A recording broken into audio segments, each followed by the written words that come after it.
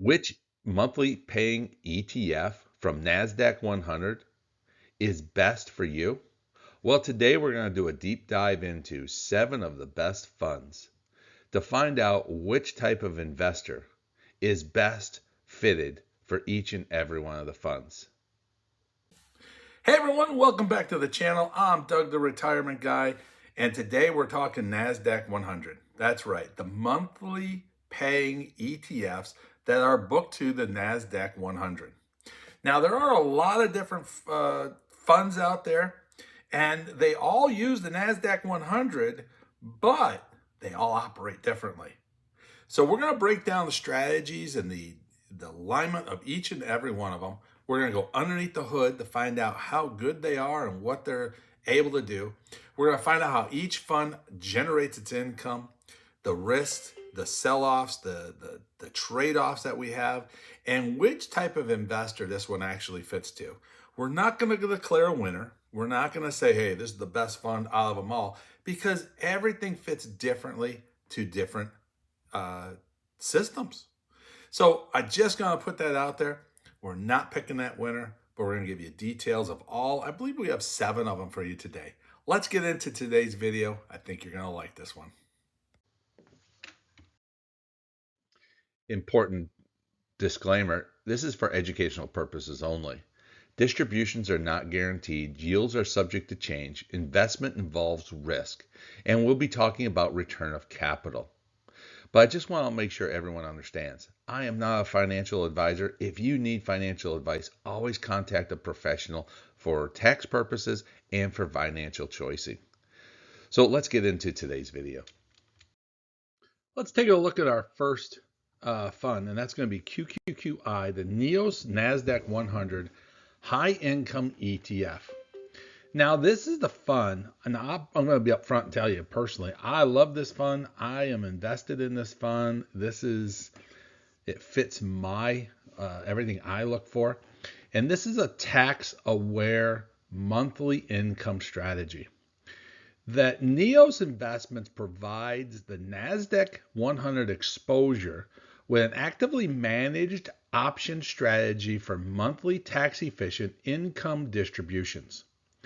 That is one of their big strengths, is that tax-efficient structure and the active options management with that monthly income exposure potential.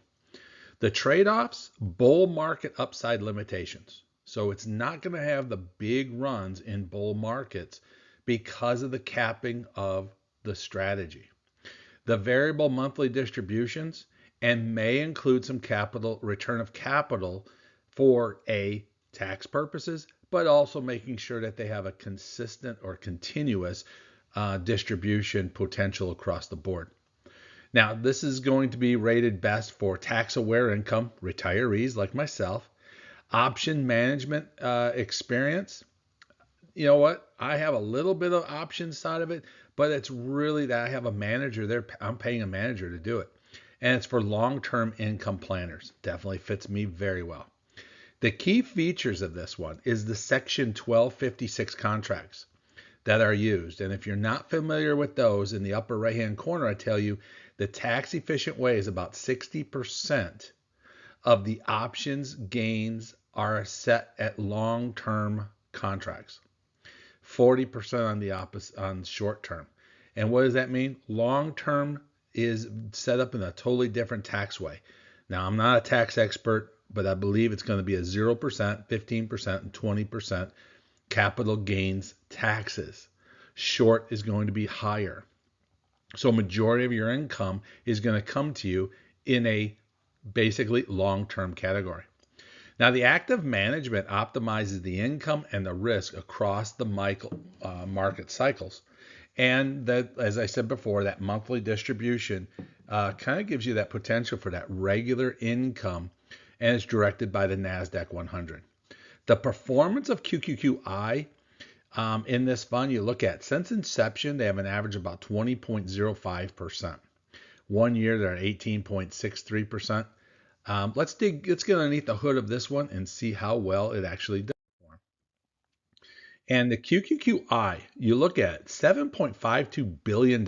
So liquidity is not an issue here with as much money as they have underneath the fence. The expense ratio, 0.68%. About right for a well-managed portfolio. The dividends, they've paid out $7.44 over the past 12 months. That gives a yield of 13.74%. And again, pays out monthly. And when we take a look at it, this one came out January 30th, 2024. So realistically, we're easily starting our second full year of this fund. When we look at the charts, you can see the April drop off. You're probably going to see that on every single one of these, what happened in April, and really what happened after April. How quickly did it recover, and did it recover, and where we're at with it. And QQQI is very impressive. It dropped off, but recovered fairly quickly and right back to where it was before. And you can see a 2.75% total growth rate. Historically, with that distribution of 13.74, a growth of 2.75 for a total return of 16.49%. We look at distributions. Other than that April, everything has been pretty much right on track. It's been a fairly steady player. So it gives you that potential, that solid income across the board. Now the next two, IQQQ and QYLD. Now IQQQ ProShares is the Nasdaq-100 high income, and QYLD is Global X's Nasdaq-100 covered calls. These are more traditional covered call approaches, and they are so similar to each other. So straightforward rule-based covered call strategy in IQQQ. It holds the Nasdaq-100 index. It sells call at the money calls for that monthly options.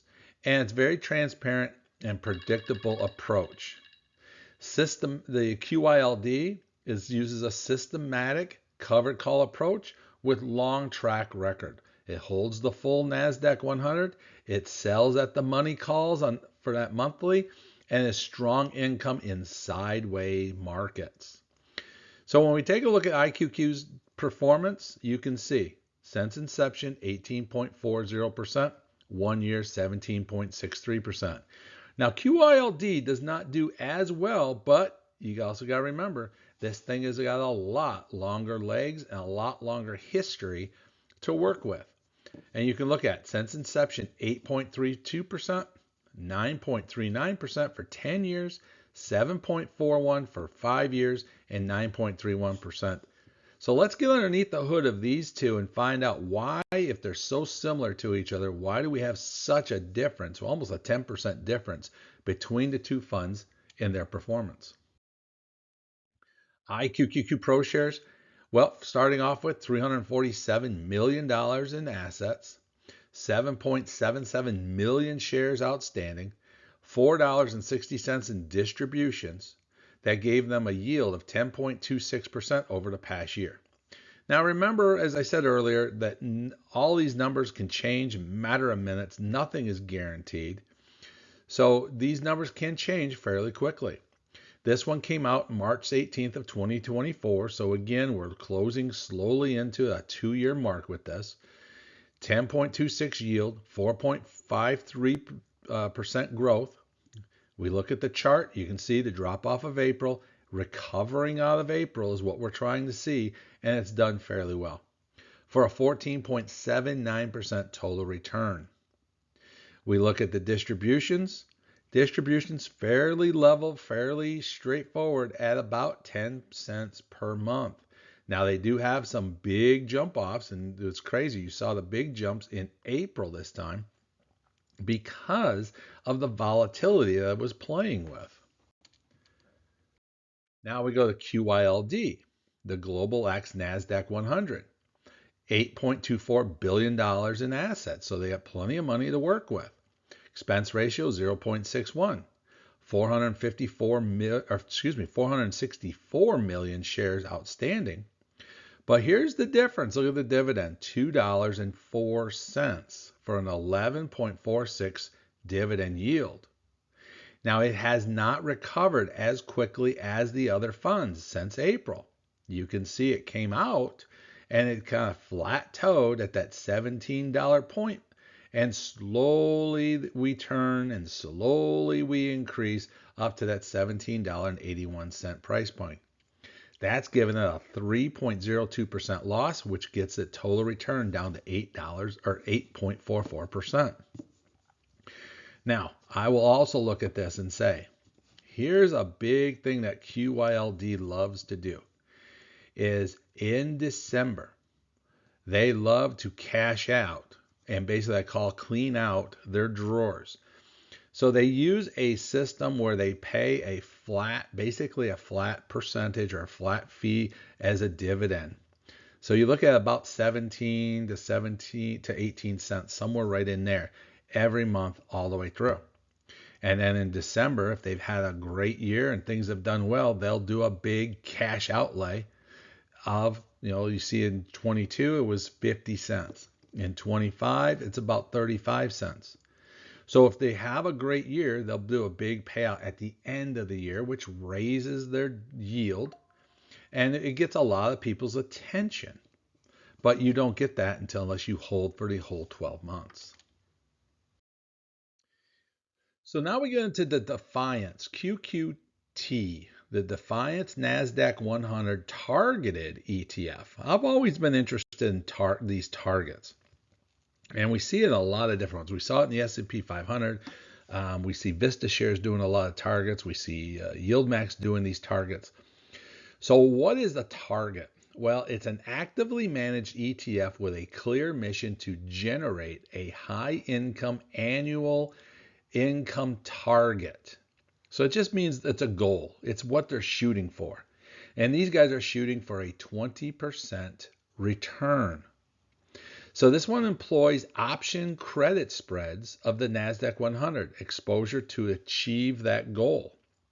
Now remember, that's a goal. That's not a guarantee.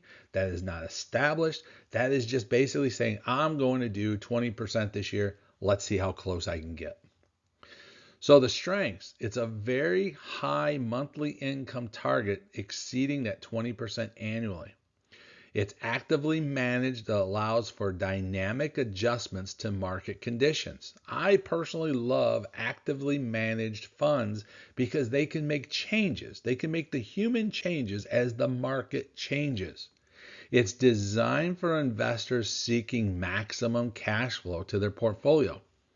But the downfalls of these is heavily reliance on option premiums, making it extremely sensitive to market volatility.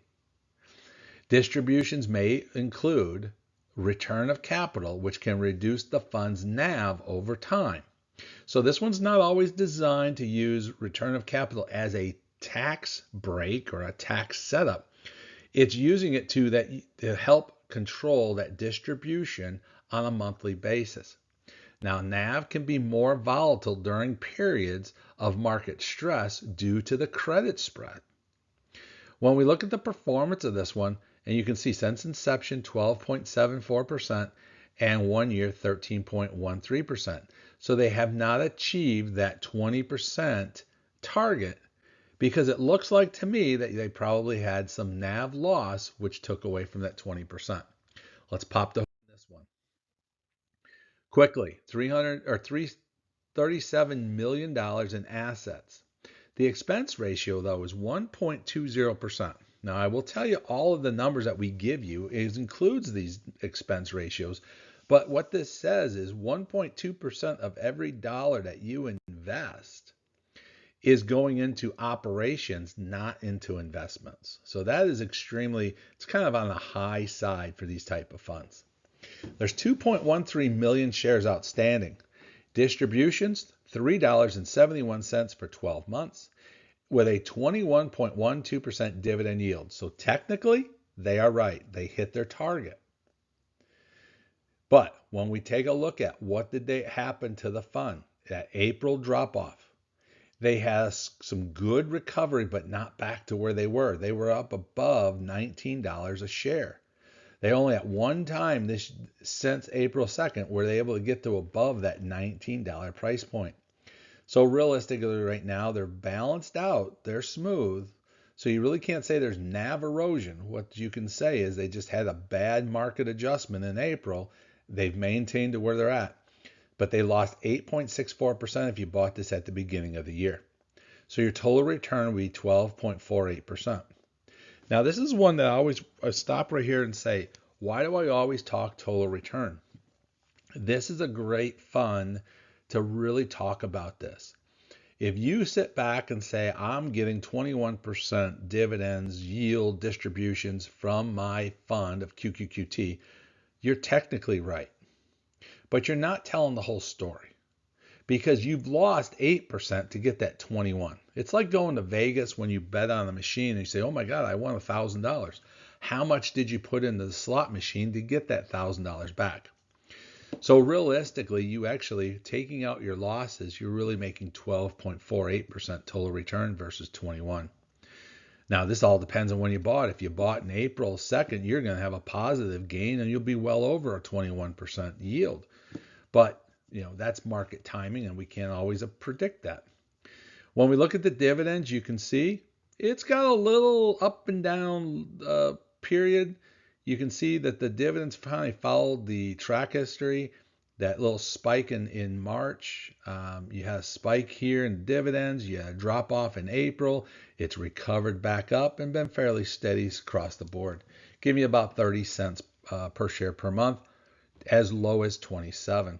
So that side of it, I'm okay and content with. It's that NAV that we just need to make sure we watch on a regular basis from Defiance. QYLG, the Global X Nasdaq-100 Covered Call Growth ETF. This one is income plus partial growth. So how do they do it? Well, the Global X one offers a balanced approach by combining income generation with potential growth potential. It's a selective covered call. It sells covered calls on any and only a portion of its Nasdaq-100 holdings. It retains the upside exposure on the uncapped portion of the portfolio. So the strategy basically modified approach from the classic QYLD that we just looked at. So I like the way they do that, they don't put a number into it, but they use a portion of it to help grow the fund to make up for any losses and still try to get that income that we talked about. So the strengths of this one is that monthly income with the potential of capital appreciation. It has more upside potential than a capped strategy like QYLD, and it's a balanced income growth approach. The trade-offs, lower income than QYLD due to that reduced option writing, and the income can fluctuate with changes in the market volatility. We look at the fund, 13.5 since inception, 5 years out, 11.31, and 1 year at 15.35.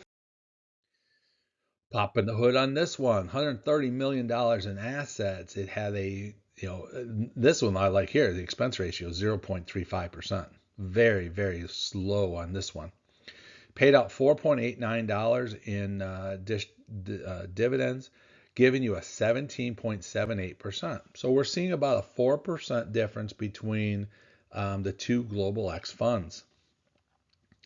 Now, the total growth right now is down 2.93% for a total return of 14.85. So it's actually higher than what we've seen from the higher yield one, QYLD.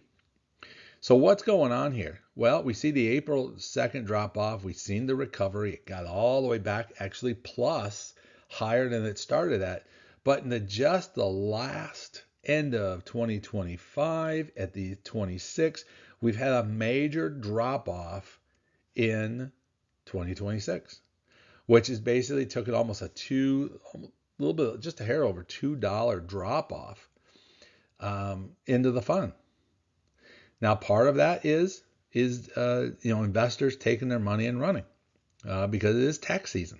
You have to wait till December 31st, declare everything you got, grab your money, run to help cover your tax side of it.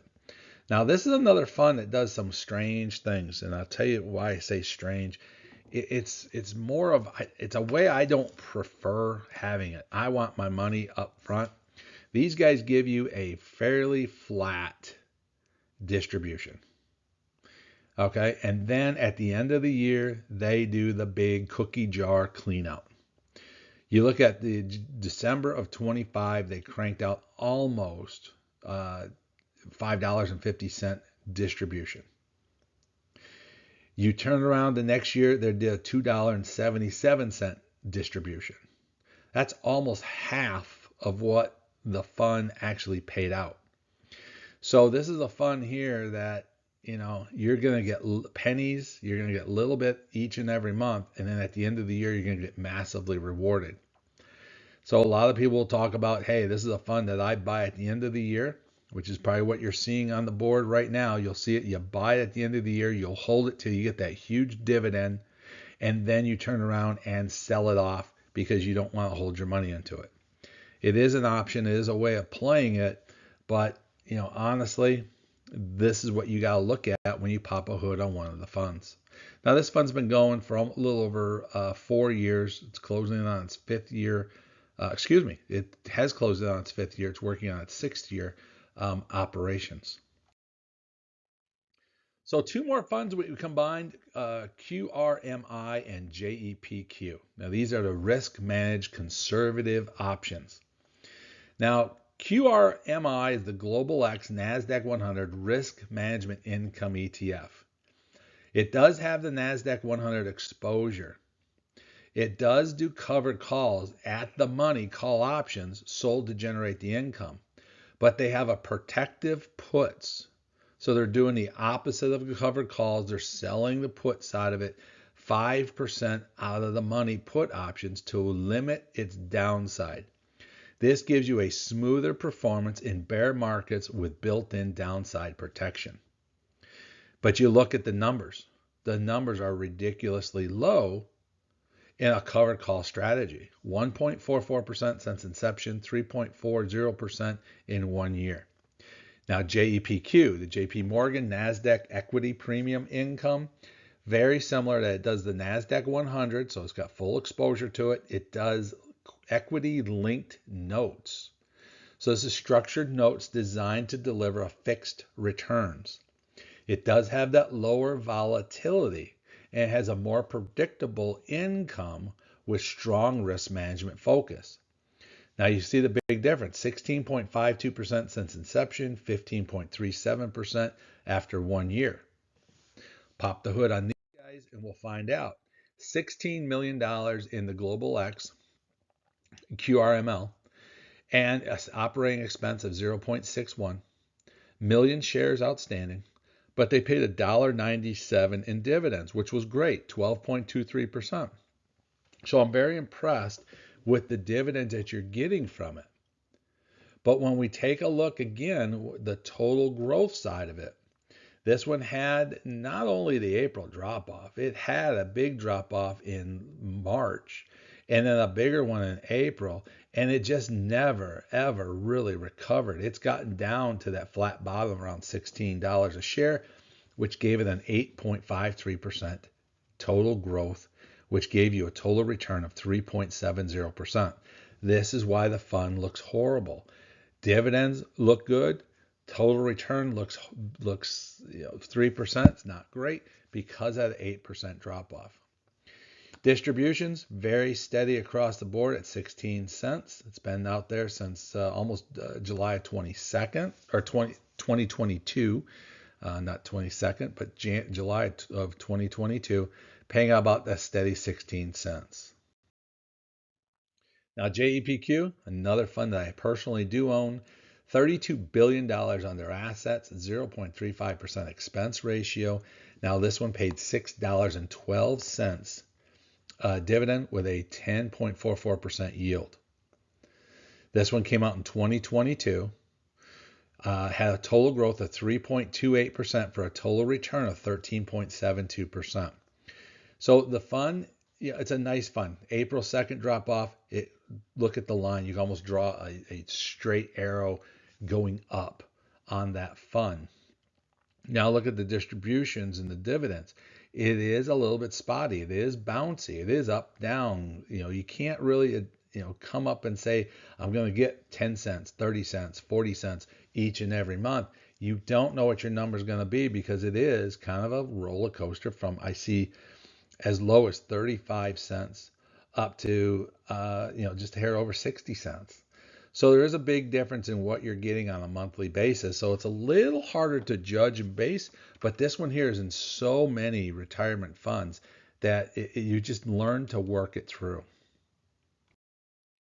Now we threw one more in here, KQQQ. This is the Curve Technology Titans. And I put this in there because of they are focused on the large cap tech, which is what the Nasdaq-100 is really built around. It does generate monthly income primarily through dividends from the underlying holdings rather than complex option strategies. So it's a little different game to play. It concentrates its exposure to the high growth technology leaders. It has a lower complexity structure compared to option based ETFs, and it's a dividend income from actual company payouts. So the strengths of this one is that tech focused. It lowers that complexity that we talked about and the dividend stability from actual company payouts. Now remember, they're never guaranteed and they can always be changing.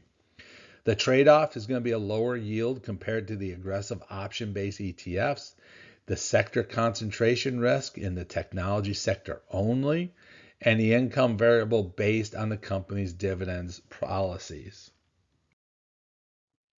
When we pop the hood on this one, you'll see assets at 8.24 billion. This one's been out since December 12th of 2013. So, we're over 12 years old already.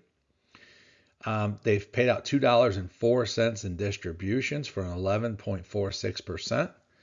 So that's the other thing you always want to make sure you're looking at. What is the actual dollars that they're paying out? Not just chasing the yield, but how much money you're actually getting from it. So total return on this one is 8.44% because they've had a down year of 3.02% in the growth.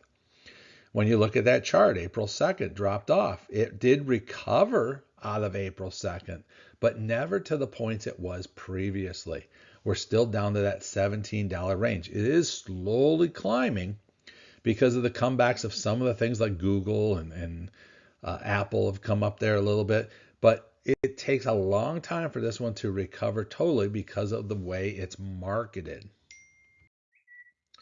So let's take a look at the total fund comparison, the mix, different strategies to the investor profiles and across the board. I always say this, there's so many people I talk to that are like they are yield chasing. So if you're yield chasing, you're going after QQQT because of that 21.12%. But if you're not looking at growth, and actually the first number you should always look at is that total return, it changes the whole structure of these funds.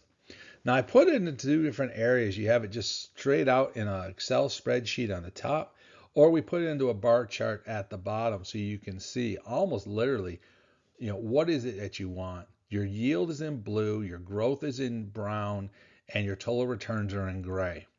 So anybody that has that below 0%, you're going to take away from the blue.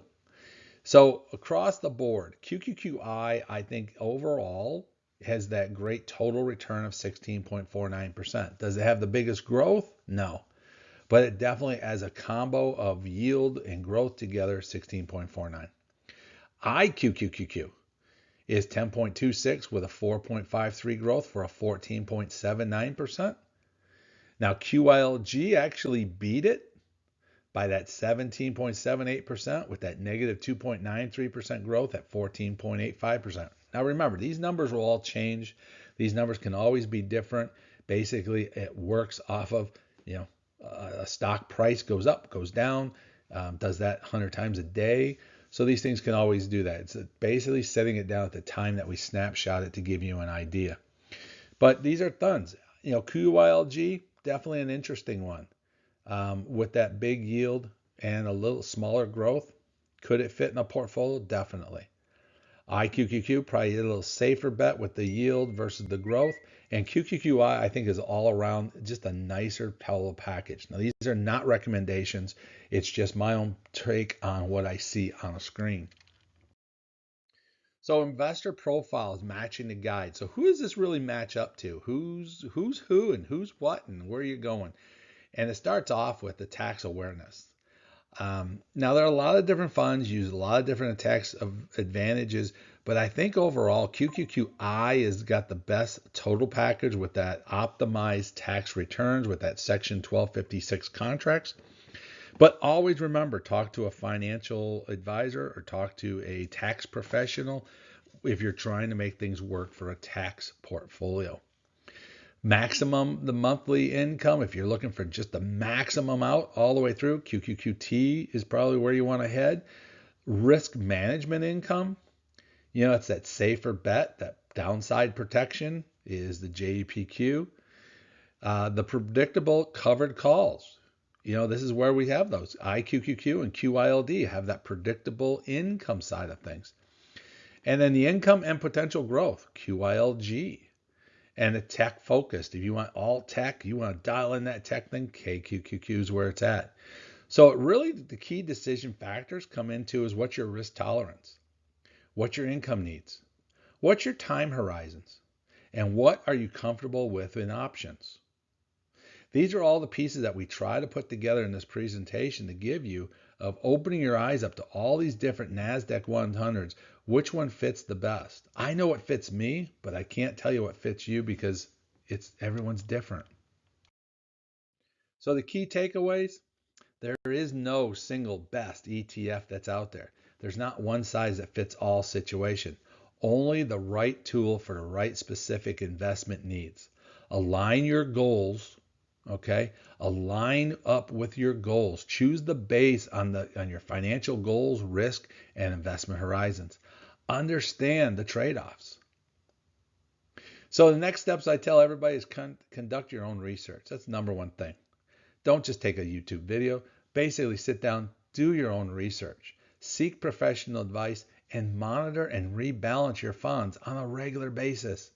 If that means once a month, if that means once every 3 months, 6 months, however it goes. Personally, I'm on a plan where I do about every 6 months.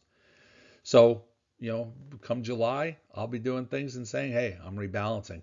And December, we do the same thing. Let me know your thoughts. Is there a fund that we missed? Is there a fund that you like? Is there one that you're looking to invest into? Let me know in the comments below so I know exactly which direction to take these videos and how to head. And if anything, hit that like button. It helps the channel tremendously. And if you're not part of the family, hit that subscribe button. And if you want to support the channel, don't be afraid to hit that Patreon and the YouTube member group. Thanks, and we'll catch you next time.